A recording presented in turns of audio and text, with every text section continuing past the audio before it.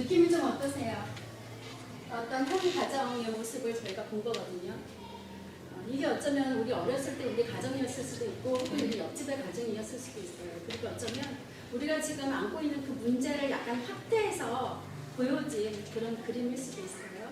나중에 저희가 행복한 부모, 행복한 자녀, 행복한 가정을 꿈꾸고 있는데 사실은 어디에서부터 잘못된 것인가 그런 부분들에 대한 얘기도 좀 나누려고 합니다.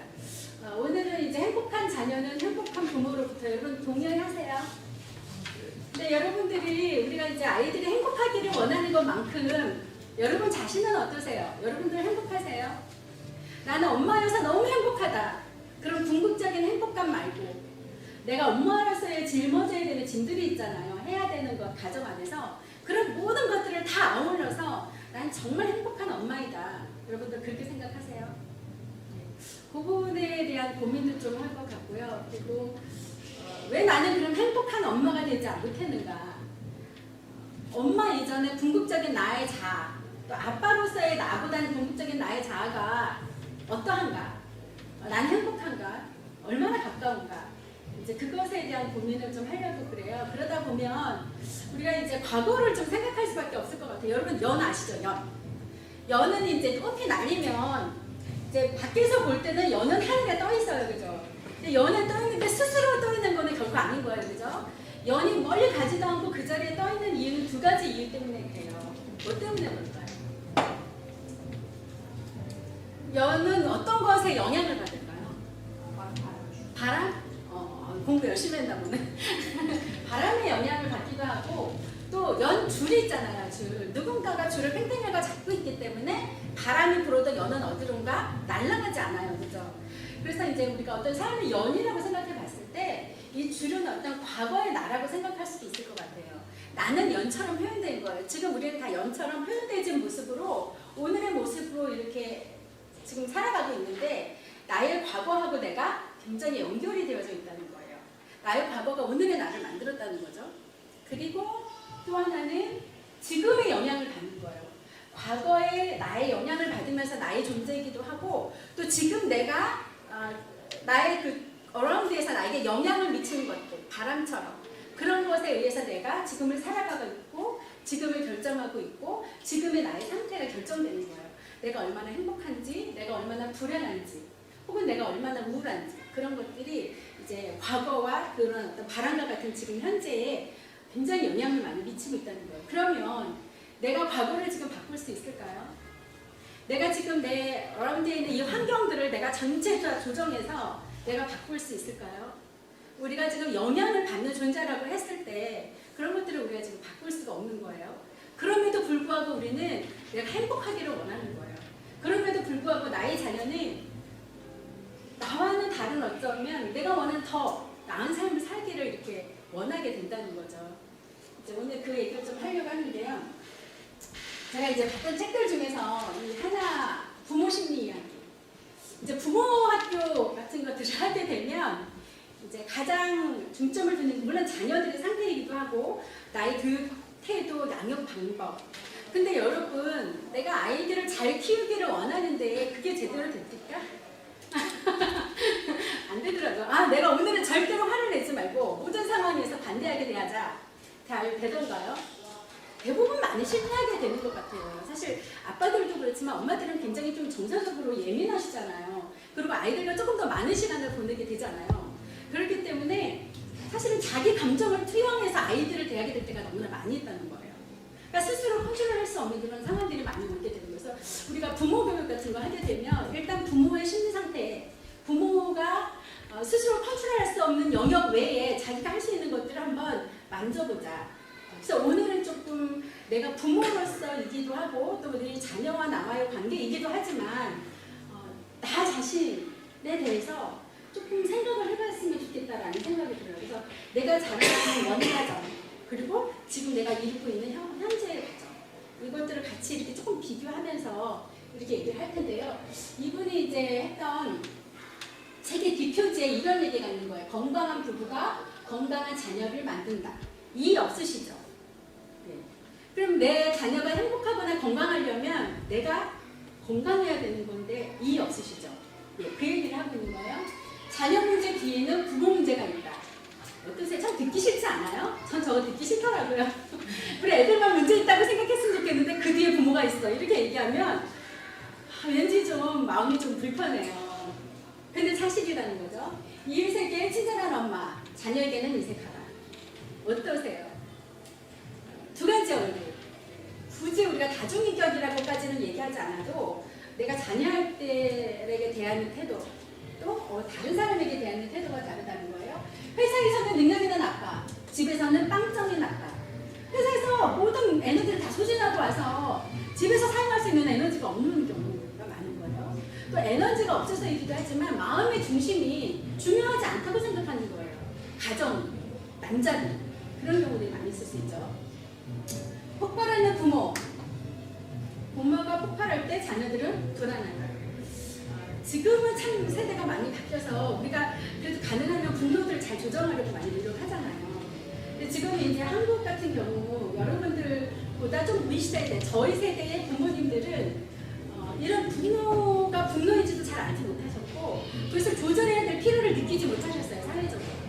분노를 조절하지 않아도 마음껏 내뿜고 살아도 아무도 저지하는 사람이 없었고 그때는 가정이 붕괴되는 게 굉장히 아주 어려운 시대였잖아요. 그래서 그것들이 다시 유지되면서 그것에 대한 피해는 고스란히 아내와 남편들이 감당하는 몫이 되고 또 그 자녀들이 커서 그런 부모 역할을 또 이렇게 하게 되는 이런 역순환들이 이제 일어나게 된 것에 대한 얘기하는 거예요. 완벽한 부모 밑에는 수동적인 자녀가 있을 수 있다.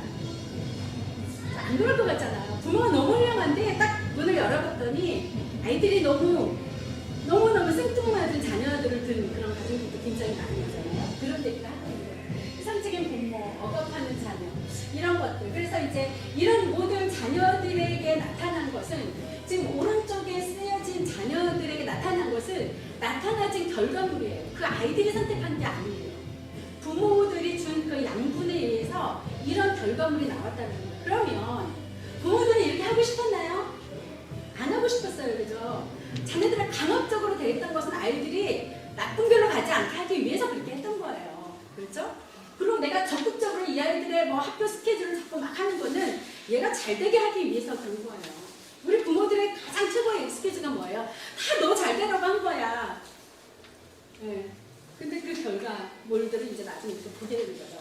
그거에 대한 이야기를 하는 거라서 저는 좀 오늘 이제 행복한 자녀, 행복한 부모를 생각할 때 내가 좀 행복해지자. 내가 과거에 있었던 내가 원 가정 안에서 내가 행복하지 않았는데 지금 내 가정을 행복하게 하기 위해서 보상심리가 있잖아요. 그래서 지금의 가정에서 내가 더 행복하기 위해서 그 일들을 하는데 그게 가능하지 않다는 거예요. 이거 없습니다. 그래서 과거와 어떻게 단절을 하고 과거에 있었던 내가 가지고 있었던 문제, 아빠와 겪었던 아들들의 문제, 엄마와 겪었던 엄마들의 문제, 그 자녀인. 그래서 그 문제들을 조금 좀 들여다보면서 우리 하나님 앞에 이런 모습을 좀 주님께 드리면서 내가 먼저 좀 그 부분들을 용서하고 혹은 단절할 부분들이 있다면 또 단절하고 계속해서 우리 생각 속에 괴롭히는 것들이 너무나 많잖아요. 생각하고 싶지 않은데 불현듯 그 사건이 생각이 난다든지 아니면 내가 자녀와 어떤 걸 하고 있는데 혹은 남편과 어떤 일들이 일어나고 있는데 갑자기 과거의 그 일들이 쑥 끼어들어온다든지 하는 것들은 내가 스스로 통제할 수 있는 일이 아니라는 거예요. 그래서 그런 부분들을 단절하고 회복하는 그런 과정들을 좀 하려고 합니다. 질문을 하신 거예요. 근데 우리가 건강이 뭐라는 거는 사실 잘 알고는 있잖아요. 그죠? 근데 여전히 추상적인 개념이라는 거예요. 그래서 그 추상적인 개념을 어떤 우리가 이제 가정마키나 이런 데서 조금 보이는 언어로 만들어 놓은 게 순기능과 역기능이에요.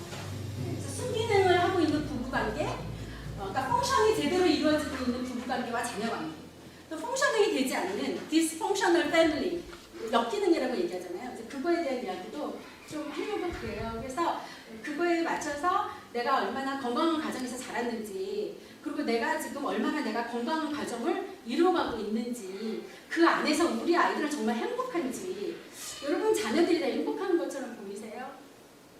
저는 진짜 우리 아이들을 생각하면 이제 아이들은 에너지를 밖으로 내어 뿜을 수밖에 없잖아요. 그죠? 저렇게 뛰어다니고 행복해하고 즐거워하는데 정말 그 내면 안에 불안함은 없을까? 아빠나 엄마로부터 이렇게 떨어져 날 것 같은 그런 소외감 같은 건 없을까? 또 교회에서 막 뛰어다니는데 내가 저 무리 속에 낄 수 있을까? 낄 수 없을까? 우울한 아이들이 사실 굉장히 많아요. 근데 이제 그런 우울함이나 불안함도 사실은 부모들로부터 많이 오기도 하죠. 그죠? 근데 이제 이게 없어지는 게 아니에요. 어느 순간이 돼서 문제는 이게 계속 확장이 되고 성장한다는 거예요. 그래서 저는 진짜 산마을에 계신 어떤 분들도 그물을 끼고 싶은데 낄 수 있을까요? 없을까요? 이런 얘기를 하시는 분이 있는 거예요. 그러니까 마치 어린아이처럼 아직도 그 생각 속에 묶여 있는 거예요. 어릴 때 그게 확장된 거죠. 성인이 되었지만. 이제 그런 얘기를 할 건데 우리 페이퍼 첫 페이지 보니까 좋은 내용이 있어요. 우리 그 부분을 조금 읽어보고 갔으면 좋겠거든요. 아까 대표 기도를 하신 송희 집사님의 아내인 김원주 집사님께서 좀 읽어주시겠어요? 큰 소리로? 행복한 자녀는 행복한 부모로부터 미국의 한 기관에서 요즘 10대들은 무슨 기도를 제일 많이 하는가 하는 통계를 발표했습니다. 그들이 기도하는 첫 번째 기도의 제목은 놀랍게도 가정의 행복이었습니다. 많은 사람은 식구가 함께 식사를 하고 웃으며 이야기를 하는 행복한 가정을 그리워합니다. 가족들끼리 함께 즐거운 일을 하기를 원합니다. 화목하고 행복한 가정을 원하지 않는 사람은 없을 것입니다. 그러면 어떻게 해야 행복한 가정을 꾸릴 수 있을까요? 그 시작은 행복한 부부 관계로부터입니다. 부부 갈등의 주된 원인은 1. 부부 간의 의견 다툼 2. 경제적 문제 3. 생활 습관 문제 4. 자녀 교육 문제 5. 시부모와의 갈등 문제 6. 자사 분담 문제 7. 배우자의 사회생활 문제 그 외에도 성생활, 종교 문제, 배우자의 외도 문제 등이 거론됩니다. 행복한 가정을 만드는 데 자녀 문제 또한 빼놓을 수 없습니다. 행복하게 사는 부부의 모습, 아버지와 어머니의 역할, 자녀로서 권위에 순종하는 것, 끝까지 책임지는 사랑으로 묶여있는 가족의식, 희생을 통한 행복, 조건 없는 용서, 세상에는 부모보다 소중한 것이 많다는 것 등등. 어린 자녀들이 부모를 통해 무엇을 배우고 있는지 살펴볼 필요가 있습니다. 자녀는 가정에서 부모로부터 행복하게 사는 것을 배워야 나중에 어른이 되어서 행복한 가정을 만들 수 있습니다. 행복하게 사는 것도 배워야 되는 것입니다. 우리는 모두 천국에서의 거룩 생활을 바라는데 그것이 가능할까요? 이제 만유의 주이신 그분께 무릎을 꿇고 겸손한 마음으로 진리의 귀를 기울여 보세요. 귀를 기울이시겠습니다. 네. 우리는 과거와 연결이 되어 있다고 얘기했죠. 우리 아이들이 1살이든 5살이든 10살이든 우리 아이들도 그것들 과거하고 연결이 되어 있어요. 과거와 연결이 되었다는 것은 경험을 이야기하는 거겠죠. 이제 수많은 경험들이 쌓여서 역사가 되고 오늘의 내 모습을 가지게 되는데 그 어떤 경험들이 가장 좋은 경험일까요? 여러분들 이제 20년, 30년, 40년 이렇게 사시면서 많은 경험들을 하셨잖아요. 또 꼭 집어서 이런 사건, 이런 사건은 나에게 정말 좋은 경험이었어 라고 생각할 수 있는 사건들이 혹시 있으세요? 또 혹은 이런 일은 내가 정말 숨쉬기도 힘들 만큼 고통스러웠어. 그때 난 정말 죽고 싶었지. 라는 그런 과거의 경험들을 이렇게 생각을 좀 하고 계세요. 어떤 학자가 세상에서 할 수 있는 가장 좋은 경험을 한 3가지 정도로 요약을 한 게 있어요. 그게 정체성에 대한 확신을 갖는 것에 대해서 좋은 경험이다라고 이야기를 하고 있어요. 이 정체성 하면 어떤 걸 이야기하는 걸까요? 자아 정체성, 아이덴티티가 정확한 것, 내가 누구인지를 아는 것, 그런 것들을 이야기하는 거겠죠. 그 정체성을 아는 것은 굉장히 중요해요. 그런데 이제 정체성이 처음부터 생기는 게 아니라 집에서 딱 태어났는데 이분이 엄마라고 얘기하고 아빠라고 얘기하고 난 딸이라고 얘기하고 아들이라고 얘기하니까 거기서부터 이제 정체성들이 시작되기 시작하잖아요. 근데 그렇게 정체성이 시작해가는 과정에서 이 아이가 확실한 정체성을 갖기까지 보통 이제 청소년기가 되면 그때 이제 정체성 확립이 끝나는 시기라고 이야기하거든요. 근데 이제 그때 혹시 너는 뭐 어디서 주워왔어? 라고 이야기를 한다든지 아니면 그때 엄마 아빠가 너무 사랑하지만 지금 엄마가 너무 바빠서 얘를 할머니 집에 맡기거나 어디다 보내요. 그러면 이 아이는 분명히 내가 엄마 아빠의 딸이고 아들인데도 불구하고 엄마 아빠가 아닌 삼촌이나 할머니 손에 키워지면서 자기 정체성에 혼란이 오게 되는 거예요. 그런데 이런 정체성에 혼란이 오는 것들은 대부분 감정과 연결되어 있어요. 여러분 사람과 싸울 때 팩트 때문에 싸우는 경우 있어요? 어떤 사실, 어떤 진리인 것, 혹은 아주 다 알고 있는 그런 논리적인 현상 갖고 싸우는 게 아니라 네 말이 맞아. 근데 기분이 나빠. 그래서 싸우는 거예요. 특히 남편들은 맨날 맞는 말만 하잖아요. 기분 나쁘잖아요. 맨날 맞는 말만 하니까. 그래서 이런 이제 정체성에 혼란이 올 때 문제를 갖게 되는 거예요. 제가 아는 어떤 분은요, 어릴 때 그 아버님께서 2번 결혼을 하셨어요. 어머니가 아기가 없으셔서 한 10년 정도 기다리다가 둘째 아이를 낳았어요. 그러니까 처음 이제 둘째 부인을 들여서 아기를 낳게 됐는데 그 아이에게 이 집에서 어떻게 했냐면 그 첫 아들을 큰 그 첫째 부인 있죠. 첫째 부인의 아들로 키웠어요. 그래서 이 아들은 자기를 진짜 낳아준 친엄마가 엄마가 아니고 첫째 부인이 자기 엄마라고 생각하면서 컸어요. 근데 청소년기에 이제 이 집에서 그걸 이제 다 공부를 한 거예요. 사실은 이제 이런저런 사건이 있어서 너는 너희 엄마는 이분이 아닌 이분이야. 어떻게 됐을까요, 이 아들이? 이분이 이제 그 정체성으로 방황하면서 지금도 어떤지는 모르겠어요. 근데 제가 알았던 그 당시에도 중독에 빠지셨어요. 도박 중독. 깊이 도박 중독에 빠지셔서 거기서 헤어나오지 못하셨고요. 또 가정 안에 문제가 있으면 그걸 어떻게 컨트롤할 수 있는 능력이 없으니까 상을 엎었어요. 항상 밥상을. 그러니까 분노 조절이 안 되는 거죠. 그런 형태를 성장을 하시게 됐어요. 그래서 정체성을 제대로 갖지 못하는 것은 굉장히 슬픈 일이라고 볼 수가 있겠죠. 그래서 그것을 잃어버린 자라는 표현으로 얘기하기도 해요. 예수님은 잃어버린 자를 위해 오셨다 이렇게 말씀하셨잖아요. 우리도 예전에 잃어버린 자였잖아요. 정체성이 없었잖아요. 하나님 안에서. 그런데 하나님께서 우리를 찾을 때 아, 내가 하나님의 자녀구나. 하나님이 나를 사랑하시는구나. 라는 그런 정체성을 가질 수 있게 됐던 거죠. 그래서 이 정체성을 찾는 것이 굉장히 좋은 경험 중에 중요한 경험 중에 하나라는 거죠. 그리고 또 하나는 은사를 발견하는 거예요. 자기 은사가 무엇인가, 내가 어떤 걸 가장 잘하는가, 어떤 걸 할 때 내가 가장 행복한가. 여러분들은 자기에게 어떤 기프트가 있는지 혹시 아세요? 그 기프트를 꼭 기독교적인 기프트 아니어도 괜찮아요. 나는 고치는 걸 잘한다든지, 나는 사람을 격려를 잘한다든지, 가르치는 걸 잘한다든지, 그런 여러 가지 은사들이 있잖아요. 자기가 잘 할 수 있고 그걸 했을 때 행복하게 여겨지는 게 무엇인지 발견하는 게 인생에서 아주 좋은 경험 중에 하나라고 이야기해요.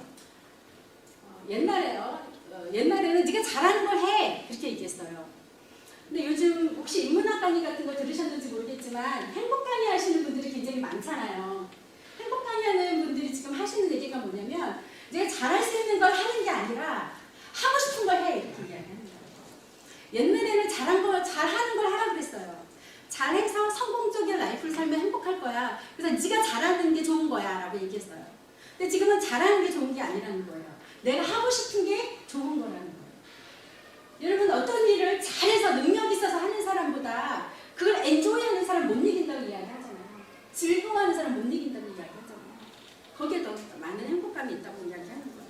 그리고 이제 마지막은 친밀한 관계예요. 친밀함을 느끼는 거예요. 아주 좋은 경험 중에 하나. 친밀함, 인티머시. 친밀한 관계, 친밀함. 이것도 이제 관계 속에서 우리가 느껴질 수 있는 경험인데요. 여러분들이 부부와 얼마나 친밀한 관계를 갖고 있느냐, 얼마나 자녀들과 친밀한 관계를 갖고 있느냐. 왜 웃어요? 친밀함을 확인한 거죠? 우리 친밀해 지금 공개적으로 이제 확인을 해주셨는데, 예, 그런 거예요. 그래서 얼만큼에 가까운 그런 인터미시를 느끼고 있느냐에 따라서 우리가 행복감을 더 많이 느낄 수 있다는 거예요. 사람은 사랑받을 때 행복함을 느끼잖아요. 그 친밀감을. 여러분 저를 친밀하게 느끼세요? 왜 대답을 안 해? 쑥스러워서? 미사리에. 내가 단언하건데 여러분들은 제가 느끼는 것만큼 친밀감이 없어요. 메이비. 단언에서 메이비로 바뀌었어. 여러분들이 자녀를 사랑하고 생각하는 것만큼 자녀들이 여러분들이 그렇게 할까요? 거예요. 그죠? 우리 부모님이 나에게 했던 그런 관계도 마찬가지고. 제가 어저께 남성합창단 있었잖아요. 콘서트가 이제 끝나고 이렇게 김밥이 없었어요. 다 떨어지고 그래서 과일 먹는데 이렇게 테이블에 있는데 우리 산마을 한 집사님께서 저한테 와가지고 톡 치면서 인사를 하시는 거예요. 여기 계시는 그분이신데 그래가지고 제가 너무 반가웠어요. 그러니까 제가 여기서의 잡이 우리 사랑하고 섬기고 그 일이잖아요. 그래서 제가 먼저 보면 항상 먼저 인사하고 먼저 허그하고 악수하고 진짜 기쁘잖아요. 그렇게 했는데 제가 그걸 받은 것 같은 느낌이 드는 거예요. 그분이 저한테 먼저 인사를 하실 때 제 안에 내가 사랑받고 있구나 그런 마음이 드는 거예요. 내가 이분과 친밀하구나 네, 그런 감정이 드는 거예요. 굉장히 좋은 경험인 거죠. 그죠? 그래서 이런 경험들이 우리를 더 행복하게 하는 거예요. 우리의 과거의 경험을 이렇게 쌓아가게 하면서. 근데 그에 반대서 이제 고통스러운 경험은 내가 누군지 정체성의 혼란을 느끼면서 나는 떠돌아 있는 거야.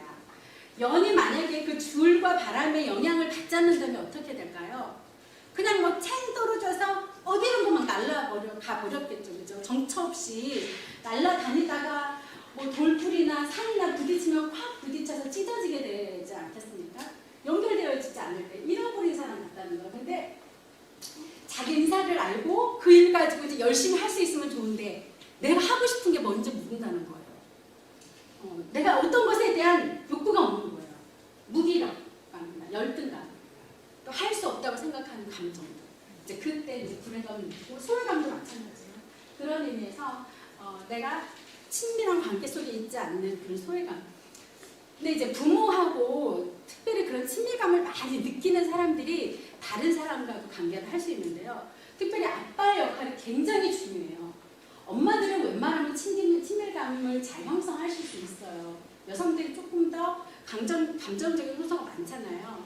근데 아빠들하고 아이들의 그 친밀한 관계가 아까 처음에 보여드렸던 그 비디오에서 걔 아빠 무서워하던가요? 안 무섭다고 그러죠.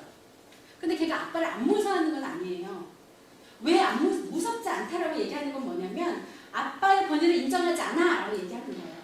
아빠가 때리고 막 소리 지르고 그럼 무섭죠 당연히.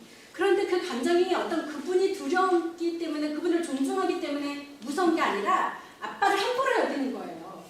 권위를 인정하지 않게 되는 거거든요. 그런 이제 제대로 된 어떤 친밀한 관계가 아빠가 형성되지 않을 때 이 사람은 엄마도 마찬가지고 다른 사회적인 활동 안에서 정상적인 어떤 그런 관계들을 맺기가 어려운 상황으로 갈 수 있다는 거예요. 아까 건강한 게 뭐냐 우리 얘기했잖아요. 그 숨기는 가정에 대해서 한번 얘기를 해볼게요.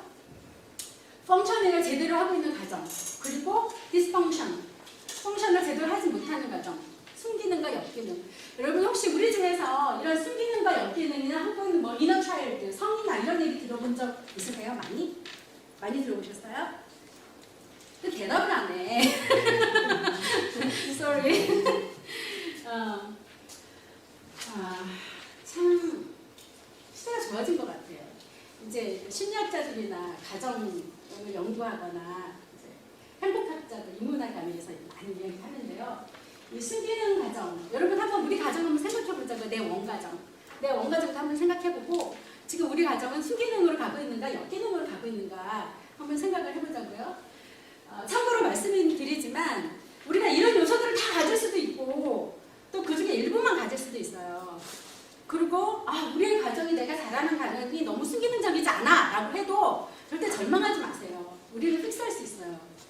하나님 안에서 얼마든지 픽스할 수 있어요. 그리고 숨기는 가정은 거의 없다고 보시면 돼요.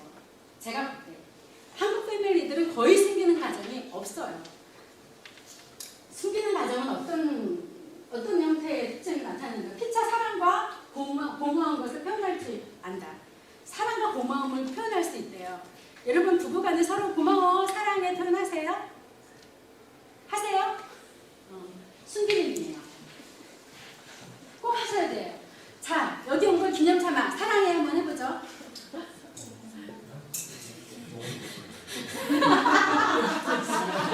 근데 지금 이때 남편이 사랑해 그랬는데 아내가 웃으면 친밀한 관계예요. 남편이 사랑해 그랬는데 아내가 입을 삐죽거려요? something wrong이죠. 지금 또 나오. 네, 그런 거예요. 그래서 서로 이제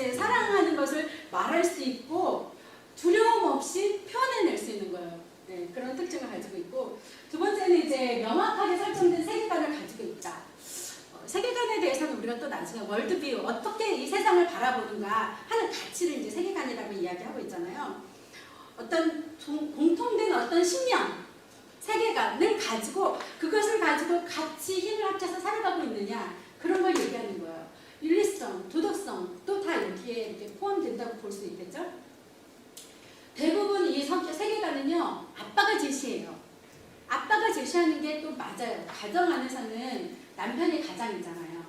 여러분, 좀 여성들은 기분 나빠도 남편의 권위를 철저히 존중해야만 해요. 만약에 그게 존중되지 않으면 사실은 우리가 지금은 모르는데 그 열매를 자녀들 통해서 보게 될 거예요. 결국에. 남편이 잘못될 때가 굉장히 많거든요. 여성의 눈으로 생각할 때 남편이 이해되지 않는 게 너무 많아요. 그리고 너무 남자들은 막 생각이 없는 것 같아요. 너무 적극적으로 동의하지 않아도 돼.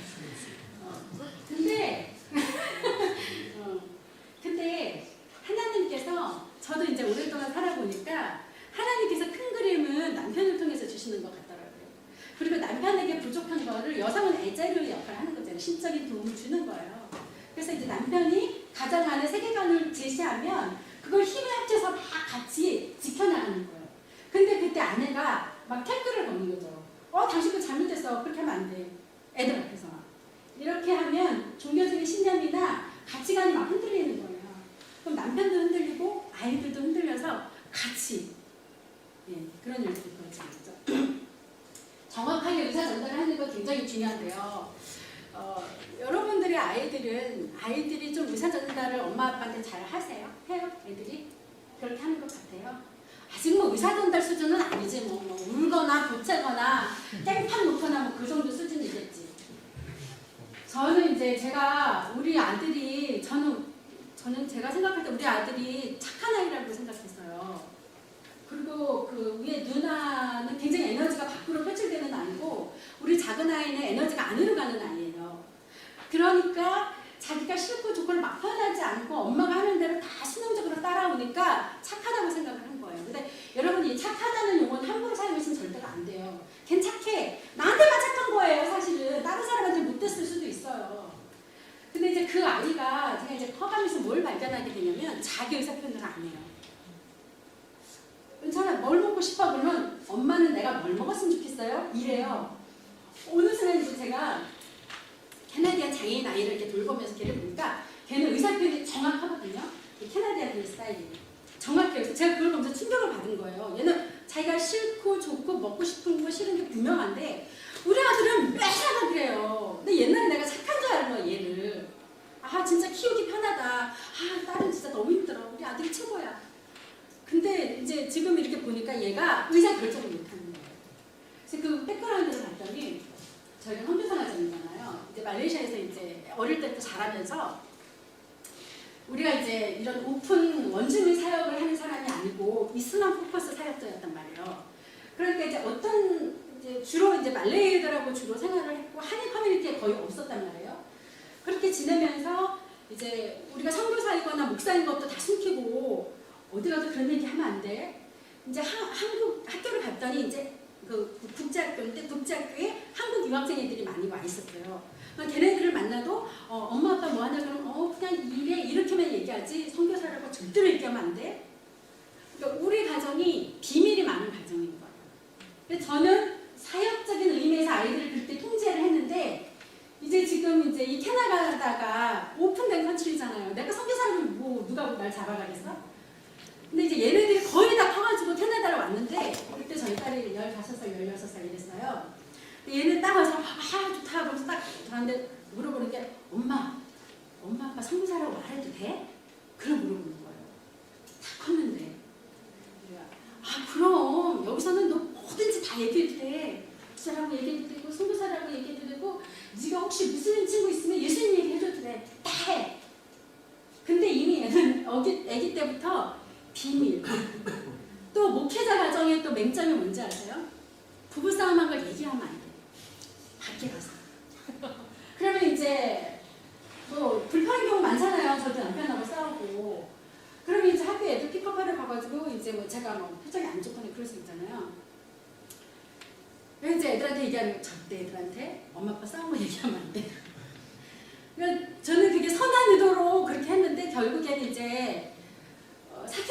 지나면서 그 열매를 제가 따먹고 있어요. 그래서 제가 선교지에서 있지를 못하고 튕겨져 나온 거예요.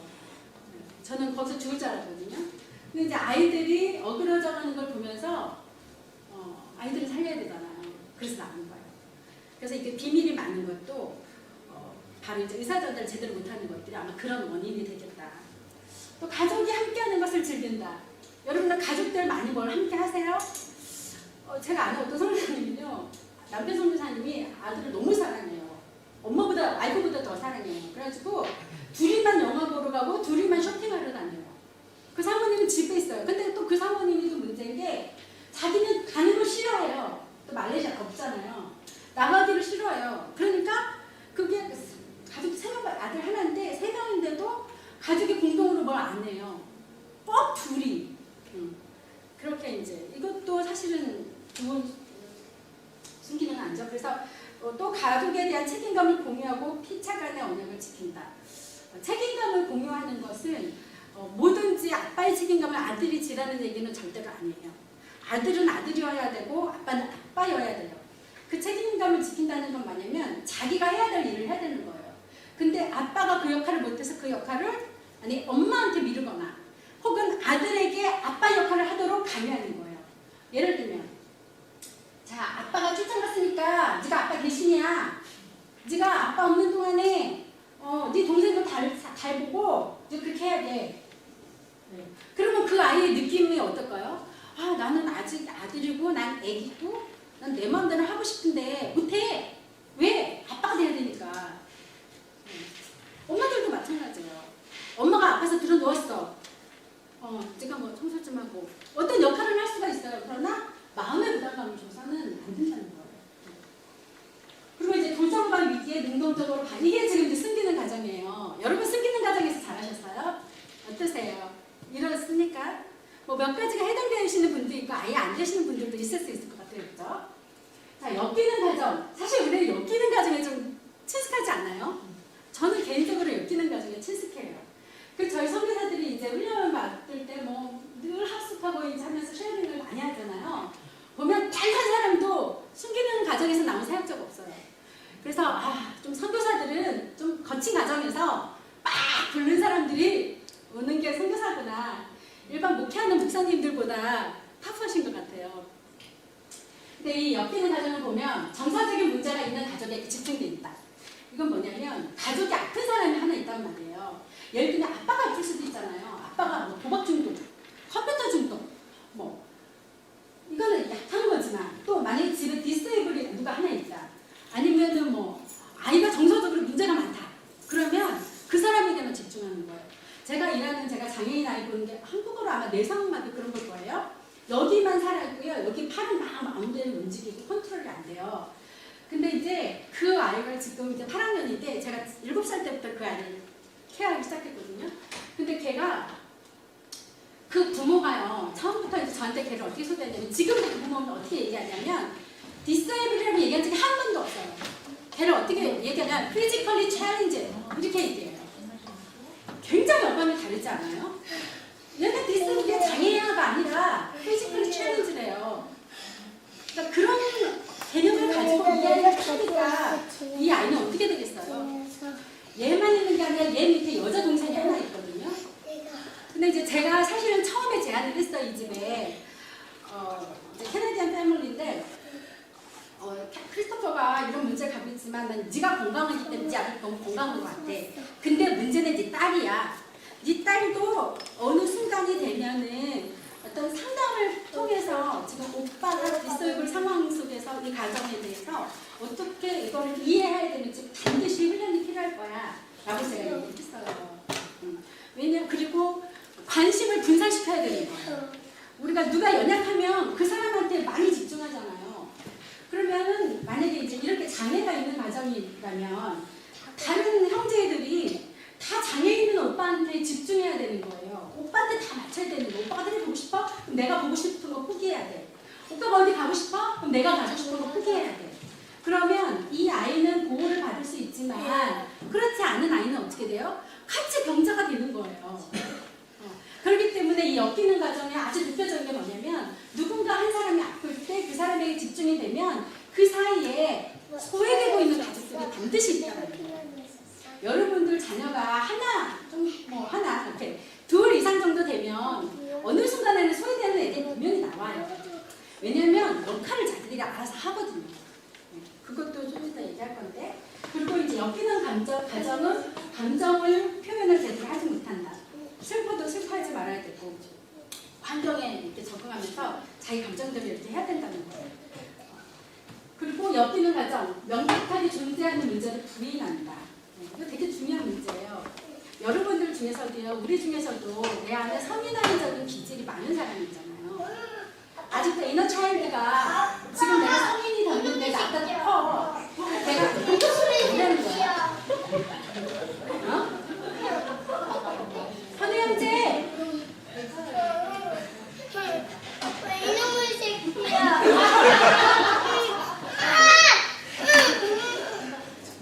이너 차일드가 박수를 났네.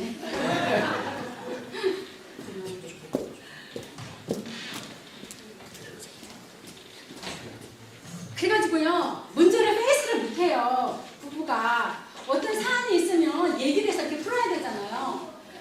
근데 저는 이제 아주 공격적으로 해결하는 남편도 나쁘다고 생각했는데 그 문제를 해결하는 남편도 굉장히 심각한 문제가 있더라고요. 이제 아내랑 남편이랑 앉아서 야, 우리 애가 이 문제가 있을 때 어떠세요? 그러면 남편이 그거는 진짜 이런 문제다. 서로 이렇게 커뮤니케이션을 하는 게 아니라 몰라 생각하기 싫어. 당신이 그냥 알아서 해. 이렇게 얘기한단 말이에요. 문제로 인식하거나 그걸 해결하려고 생각하지 않아요. 왜냐면 능력이 없으니까. 그리고 그 문제를 대하면 자기 어린 시절이 튀어나오거든요. 너무 괴로운 거예요. 그래서 그걸 회피하는 거예요. 또 부부간에 문제를 하다가 이렇게 얘기하잖아요. 이거 이렇게 됐는데 이거 어떻게 생각하세요? 나 이거 좀 너무 불합리한데요? 딱 이렇게 얘기하면 그만. 알았어. 내가 잘못했어. 그럼 끝내요. 근데 지는 정작 잘못했다고 생각하지 않아요, 사실은. 근데 알았어, 잘못했어, 미안 하는 거는 정말 잘못했다고 생각하기 때문이 아니라 이 문제를 빨리 벗어나고 싶은 거예요. 내 안에 어린아이가 그 문제를 감당할 수 없는 거예요. 그런 경우도 많이 있을 수 있고요. 또 자녀들에게 이제 적절한 양육을 제공하지 못하는 것, 사실 너무 가난하거나 너무 먹을 것이 없거나 또 그 아이들의 필요한 욕구들을 제대로 충족하지 않는 것도 엮이는 걸 보시는 거죠. 이런 것들, 특히 이제 가면을 쓰도록 부추기는 것들도 제가 아까 얘기했던 우리 가정 같은 경우 저희 그런 것들이 이제 엮이는의 형태들이라고 보면 되잖아요. 자, 우리가 이런 이제 엮이는 가정 속에서 우리가 자랐고 또 어쩌면 지금 우리 가정이 엮이는 가정으로 가고 있는지도 모르겠어요. 어떻게 이 엮이는을 순기능으로 바꿀 수 있을까? 그게 지금 우리가 가장 고민을 해야 될 문제인 것 같아요. 엮이능에서 순기능으로 가는 것. 그러면 이제 엮이능 가정 중에서 이제 아이들이 있잖아요. 아이들이 이제 이런 역할을 하게 되는 거예요. 아이들이 지나치게 어떤 거를 갖게 되는 거예요. 예를 들면 아까 그 케어기버, 돌보는 자 혹은 전능자. 집안에 어떤 문제가 발생했을 때 이 문제는 내가 처리해야 돼 하면서 자기가 그 문제를 나서서 처리하려고 해요. 근데 사실 어린아이는 그걸 처리할 수 있는 능력이 없거든요. 근데 그걸 나서서 처리하는 거예요. 근데 여러분 우리가 사용할 수 있는 에너지 그 이상을 사용할 때 우리는 붕괴돼요. 사실은. 이제 그런 얘기를 지금 하는 건데 돌볼 수 있는 능력이 되지 않는데 지금 가정 안에 문제가 생겼어요. 아무도 해결 못해요. 그래서 내가 나서서 그 일들을 해결하고 있는 거예요. 여러분들도 아마 이 한 5가지, 6가지 차일드의 모습을 자기가 가지면서 자랐을 거예요. 근데 내가 항상 영웅이지는 않아요. 어떤 산에서 내가 영웅 노릇을 했다가 어떤 때는 내가 프로그램 메이커가 되기도 해요. 트러블 메이커가 되기도 하는데요. 스테이프 코트 같은 경우는 자기가 어떤 집안에 문제가 생겼는데 그걸 해결할 수 있는 능력이 없어서 반항하는 쪽으로 나가는 거예요. 집도 나가고 더 막 프로그램을 만들어서 가정에 있는 프로그램을 잊어버리려고 하는 그런 아이가 되는 거예요. 여러분 형제 중에서도 그런 형제가 있을 거예요. 여러분이 아니라면 누군가가 있을 거예요. 마스코트 광대 역할은 뭐냐면 집안에 어떤 큰 문제가 있는데 너무 우울한 거예요. 그래서 이 문제를 막 해결할 수 있는 능력은 없지만 이 문제의 분위기를 막 바뀌어 보려고 애쓰는 거예요. 그래서 엄마 아빠 앞에서 그 가족들 앞에서 막 광대 노릇을 하는 거예요. 그 문제를 헤쳐나가기 위해서. 러스트 차일드라고도 하는데요. 여러분 어떠세요? 키도 꽤 찬 자녀들이 좀 그럴 가능성이 많은데 집안에 막 문제들이 있는데 그 문제를 내가 페이스할 수도 없고 해결할 수도 없고 난 아무것도 할 수가 없어요. 그냥 나는 내 조용하게 내 할 일을 그냥 하는 거예요. 그래서 내가 이그노를 하는 거예요. 그러다 보니까 겉으로 볼 때는 엄마 아빠가 봤을 땐 아 얘는 아무 문제가 없어. 나 가만둬도 잘해. 그런데 사실 그 안에는 날 가만두지 마세요. 나에게 간섭해 주세요. 그런 게 있는 거예요. 저는 생각해보니까 저는 좀 조용한 아이였던 것 같아요. 역할을 이렇게도 하고 저렇게도 하는데 저는 이제 오빠가 있고 제가 있고 남동생이 있어요. 근데 저희 오빠는 좀 반항적인 기질이 있었고 저희 남동생은 그냥 훈훈하게 뭐든지 부모님이 시키는 대로 다 부모님의 욕구를 다 만족시켜주는. 그러니까 저는 중간에서 딸이기도 하고 그러니까 그냥 저는 제 할 일을 그냥 한 거예요. 그러니까 부모님들 입장에서는 아 쟤는 그냥 가만 놔둬도 돼. 아무것도 안 건드려도 지 할 거 다 알아서 하는 애야. 그렇게 됐어요. 근데 이제 이게 막상 결혼을 해보니까요 너무 인디펜던트한 거예요. 내가 어렸을 때 러스트 차일드로 부모님이 간섭하지 않고 부모님이 날 도와주지 않아도 내가 알아서 공부하고 혼자 모든 걸 다 잘해냈어요. 그런데 제가 어릴 때 받아야 되는 충분한 지지 그리고 격려 그리고 나를 더 강하게 가게 할 수 있는 어떤 사랑 나는 어린아이였는데 그걸 충분하게 받지 못한 거예요. 근데 커서 결혼을 했는데 결혼을 하면은 왜 여성과 남성의 역할이 있잖아요. 남편이 리드하고 아내로서 근데 이제 남편이 나를 리드를 해야 되는데 제가 러스트 차일드였잖아요. 그러니까 조용히 그냥 내 일을 하는 거예요. 근데 남편들은 그런 게 있잖아요. 아, 좀 와서 도와줘 그런 거 있잖아요. 저는 근데 그냥 웬만한 것도 제가 받고 저는 근데 그게 남편을 괴롭히지 않는 방법이라고 생각했거든요. 근데 나중에 알고 보니까 남편은 아내가 기대서 자기가 더 큰 역할을 해주길 원했는데 저는 그냥 조용히 알아서 제 일을 그냥 계속 한 거예요. 예. 이게 문제예요 이거는. 예. 그러면은 이제 아이들이 생각할 때 컨퓨즈 할 수도 있죠. 엄마 아빠의 역할들이. 그래서 이제 이런 5가지 유형으로 이제 학자들이 얘기한 것들을 이렇게 얘기해 갔는데요. 아마 우리들이 아마 이런 것들 중에 하나씩은 포함이 돼 있을 거예요. 그러면서 네 말씀하세요. 오늘 질문이 많으시네요. 우리 친밀한 거 맞죠? 네, 지난주에 빠져가지고. 지난주에 빠져가지고? 네. 아니요, 저희 보니까 제가 생각하는 그 대부분의 케이스가 저기에 다 들어갈 것 같은데 그러면 건강한 자녀라면은 어떻게 행동을 해야 돼요? 엄마, 아버지 분쟁이 있으면. 건강한 자녀라면 어떻게 해야 되나? 엄마 아빠의 문제가 있을 때 네. 건강한 자녀라는 개념 자체가 저는 지금 이 카테고리에서는 맞지 않는 것 같습니다. 건강한 자녀라면 저는 아까 건강에 되게 관심 많으시네요. 어차피 다 역기능에서 살아가고 태어났는데 그냥 뭐 다 역기능으로 그냥 살지 뭐 순기능의 자녀에서 순기능 안에서 큰 사람을 본 적이 있으신가요? 제가 말씀드렸잖아요. 없다고요. 그러니까 네, 없는데 우리가 이런 역기능적인 것을 순기능으로 바꿔보자는 거예요. 아이들이 시끄러워 조용히 해 말하지 못하게 하는 거를 그래 네 의견을 얘기해봐. 그럼 순기능으로 간 거예요. 다른 쪽에는 역기능이 여전히 남아있지만 그 부분은 순기능으로 간 거예요. 가족들이 어떤 행사를 할 때 엄마가 난 피곤해 당신들은 애들만 가 이게 아니라 엄마가 참여하는 거예요. 같이 여행도 참여하고 우리 캠핑 잘 가잖아요. 너무너무 좋은 거잖아요. 그걸 같이 이렇게 하는 거 그러면 역기능에서 순기능으로 가는 거예요. 그러면서 역기능적인 우리가 사실 상처는 부득불 우리 부모가 상처 주려고 자식들 상처 주는 사람은 아무도 없잖아요. 근데 나는 옳다고 결정한 것 때문에 아이들이 상처를 받게 되는 거잖아요. 그런 상처가 있는 것들을 이런 의식들을 가지고 바꿔보는 거예요. 하나씩 수정하면서 전체적인 순기능을 우리가 만들 수는 없지만 우리 완벽하지 않잖아요. 그러나 그 완벽한 데서 가는 거예요. 하나님의 은혜로. 근데 우리 오영희 집사님 말씀하신 것처럼 우리 다 역기능이니까 역기능 살다 죽자. 아론 돼 있어. 아니요. 저희가 이제 시간이 이제 거의 다 돼가지고요. 제가 간략하게 그냥 맛만 보고 지나가는 거예요. 애들에게 필요한 거 안전한 공간, 음식, 의복, 위생과 건강. 예, 이거 우리 제공해 줄 수 있죠? 이거 제공해 주시고요. 자신의 감정이 수용되기를 원한다. 애들이 말하는 걸 좀 들어주세요. 듣는데 팩트만 보고 야, 이거 잘못됐어, 잘했어. 엄마들은 너무 판단이 빨라요. 판단하지 마세요. 우리랑 누구 반대? 그쵸? 판단하지 마라, 비판하지 마라. 그럼 동료한테만 비판 안 하고 애들은 비판해도 된다. No way. 성경은 모든 사람에게 이야기하고 있는 거거든요. 그래서 아이들이 얘기하면 잘됐다, 잘못됐다 얘기하기 전에 아, 네가 그것 때문에 화났구나. 네가 그것 때문에 완전 열받았구나. 네가 그것 때문에 슬프구나. 그렇게 리핏 해주세요. 근데 이거는 아이들만, 제가 부부관계 할 때도요. 아내가 막 뭐라고 얘기하잖아요. 그럼 남편들이 막 솔루션을 제시하잖아요. 당신들만큼 여자들도 다 알고 있어요. 그러니까 솔루션 제공하지 말고 그냥 아내가 얘기하면 아, 당신이 그랬구나. 리핏 해주세요.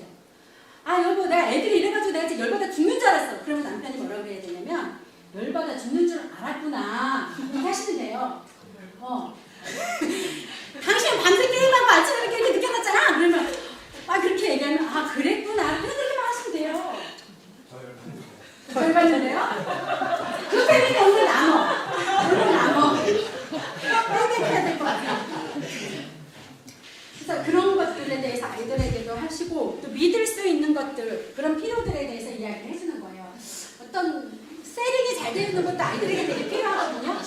아, 집에 오면 엄마가 간식을 만들어 놓겠지? 그러면 여지없이 간식이 만들어져 있는 그런 환경들을 제공해 주는 게 아이들을 굉장히 스테이블하게 해요. 막 엄마가 왔다 갔다 하면은 굉장히 불안정한 거예요. 어떤 날은 엄마가 오고, 어떤 날은 엄마가 오고, 어떤 날 아빠가 이렇게 하고, 어떤 날 아빠가 저렇게 하고, 그럼 굉장히 불안정하잖아요. 그죠? 그런 것들. 신체적인 접촉 되게 필요한데요. 신체적인 접촉, 키스하고 허그하고 애한테 하는 거, 그거는 많이 할수록 좋아요. 근데 애들 앞에서 엄마 아빠가 뽀뽀하는 거 어떻게 생각하세요? 좋다고 생각하세요? 하루에 100번 이상 하세요. 일부러라도 간략하게라도 애들 앞에서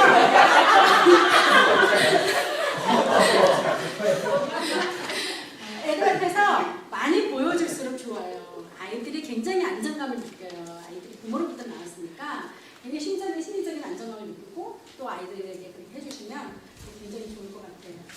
이제 오늘 강의하고 제가 다음 주 근영민 전도사님하고 그리고 이제 그 다음에 계속 이제 가족에 대한 얘기를 좀 할 텐데 그때 조금 더 이제 좀 얘기를 더 나누도록 하고요. 여러분들이 가지고 있는 것들 중에서 내 안에 있는 내면의 아이를 어떻게 돌볼 것인가, 그것도 굉장히 중요한 이슈 중에 하나거든요. 제가 잠깐 스치듯이 뭐 한 것만 얘기하고 좀 얘기할 거고요. 그러면은 이제 아까 엮이는 가정, 우리 다 엮이능에서 자랐다. 그러면 엮이능에서 자라면은 분명히 엮이능에서 자란 사람들이 어떤 특징들이 있을 거 아니에요. 그런 증상들, 내가 얼마나 어떤 증상을 가지고 있는가. 첫 번째 진퇴양난이요. 앞으로 가지도 못하고 뒤로 가지도 못하고. 그러니까 요즘 애들이 그런 얘기 하잖아요. 결정장애. 그죠? 결정을 못하는 거예요. 왜냐면 이렇게 얘기해도 혼날 것 같고 저렇게 얘기해도 혼날 것 같은 거예요. 그리고 자기가 제대로 결정하면 안 돼요. 부모가 결정해줘야 돼요. 우리 엮이는 가족이 그래 잘하잖아요. 그런데 내가 못하는 거예요. 그거를. 진퇴양난 상황 속에 가는 거죠.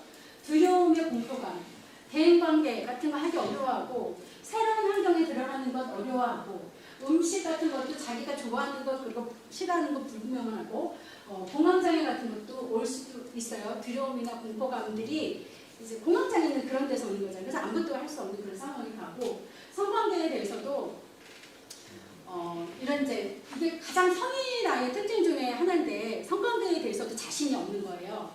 그래서 항상 확인해야 되는 거예요. 그리고 자기 의사표현을 제대로 못하는 거예요.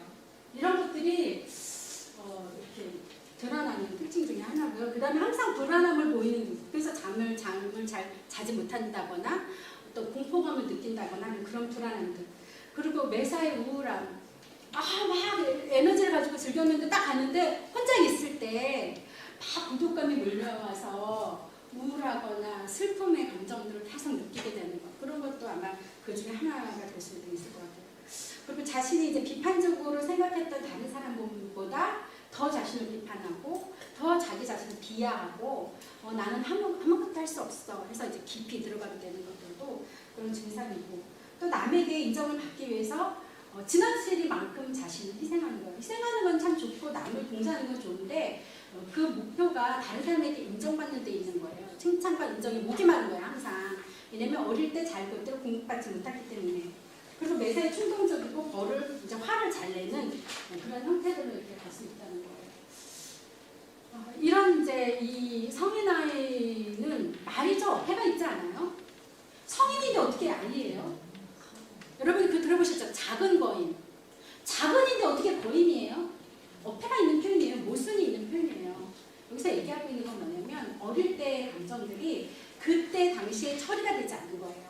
지금 2살짜리 애가 감정적인 욕구가 받아야 될 때가 있고 10살짜리 아이의 욕구가 해소가 돼야 되는데 그때 욕구들을 해소시켜주지 못했기 때문에 그 감정이 성장하지 않은 거예요. 그래서 그 감정이 다 채워질 때까지 얘는 그 시간 안에 이렇게 머물러 있는 거예요. 혹시 여러분들께서는 가족 안에서 상호 간의 어떤 감정적인 지지를 충분히 받고 성장하신 것 같으세요? 내가 어린아이 때 내가 충분하게 엄마 아빠에게 의사를 표현하고 그 표현을 했을 때 부모님이 나의 감정을 이해해 주셨는지 나를 용납해 주셨는지 그런 경험들이 많이 있으세요? 아니요. 네. 대부분은 우리가 또 다른 세대로 가면 어떻게 되는지 모르겠는데요. 사람들이 성격이 변하는데 3세대가 걸린다고 그래요. 첫 세대에서는 이게 잘못됐구나 라고 인지하고요. 두 번째 세대는 그 잘못된 것을 픽스하기 위해서 무단히 노력하는 세대고요. 세 번째가 돼서야 잘못된 것을 고치는 세대가 된대요. 여러분이 지금 깨달았다고 해서 그 깨달음을 여러분 세대에는 고칠 수 없을 거예요. 아마 그 다음 세대에 또 다른 것들이 나오게 되겠죠. 그래서 우리가 어릴 때 가졌던 잘못된 그 과거의 경험들이 있지만 하나님께서 깨닫게 해주시는 말을 따라 그것들이 내가 회복이 되고 또 부모님들에 대해서 이해하고 용서하고 그런 과정들을 통해서 내가 좀 과거와에 있었던 잘못된 부정적인 경험들을 끊고 그리고 내가 새롭게 우리 아이들을 시작할 수 있는 그런 에너지들이 이렇게 분출될 것 같아요. 네. 그래서 지금 오늘은 아주 너무 이렇게 중요한 주제를 라플리 그냥 막 좀 후딱후딱 했는데요. 오늘 이제 저희가 그룹 나눔을 할 때에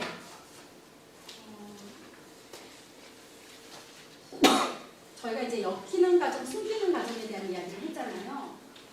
내가 이제 자라오면서 이런 엮이는적인 어떤 가장 나를 엮이는적으로 만들었던 어떤 것들이 있는지에 대해서 자기 자신을 먼저 한번 살펴봤으면 좋겠어요.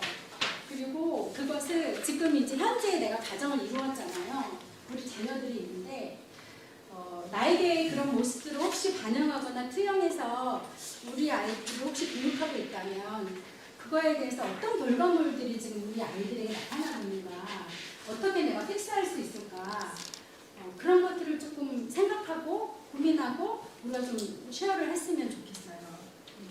단순히 우리가 어떤 애들 앞에서 언성을 높이는 모습을 보이지 말아야지 한다고 안 되는 게 아니더라고요. 그래서 그 근본의 뿌리 속에 어떤 것들이 이렇게 있는지 한번 얘기를 좀 나눠보면 좋을 것 같고요. 나중에 여기 85페이지인가요? 여기 나와 있는 것들을 나중에 시간이 되면 더 하시겠지만 숙제로 이거는 좀 가지고 가시면 좋겠다 생각이 들어요. 그래서 어떻게 테이블을 나눌까요? 이렇게 반을 잘라가지고 반 한 그룹 하시고 반 한 그룹을 함께